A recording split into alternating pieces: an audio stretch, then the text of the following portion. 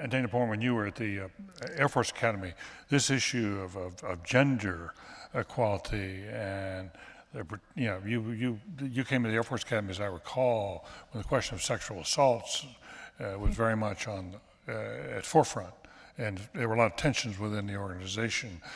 How do we make diversity our friend? As I was listening to Commissioner, it really comes down to respect and civility, I think.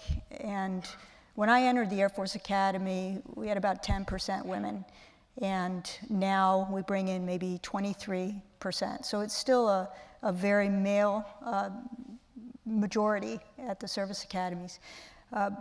The sexual assault issues that occurred at the academy in 2003, I got there in the summer of 2002, obviously are not Air Force Academy issues. These are issues that are across the clergy, campuses around the world, international issues.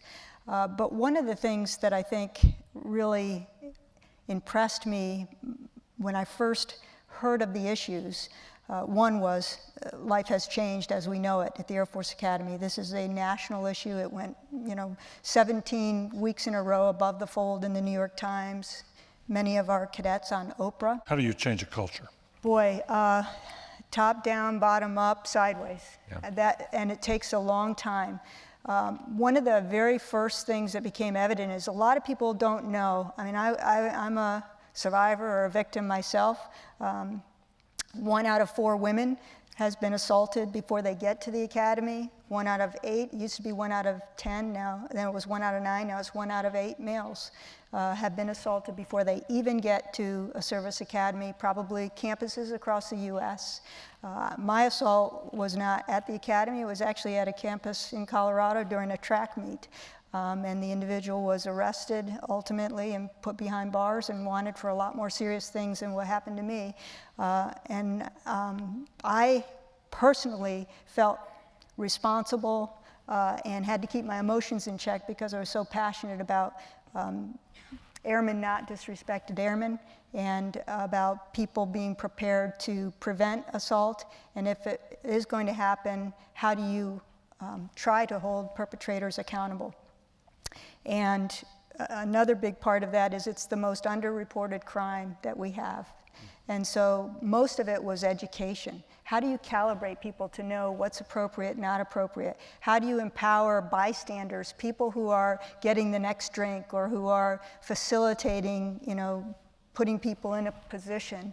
And so, but it's also, it has to be, President Obama right now is putting a lot of pressure on the entire Department of Defense to step it up because it's an unresolved issue that we... Yeah, he's now putting pressure on colleges and universities as well. Absolutely, we have a task force at Harvard right now as well.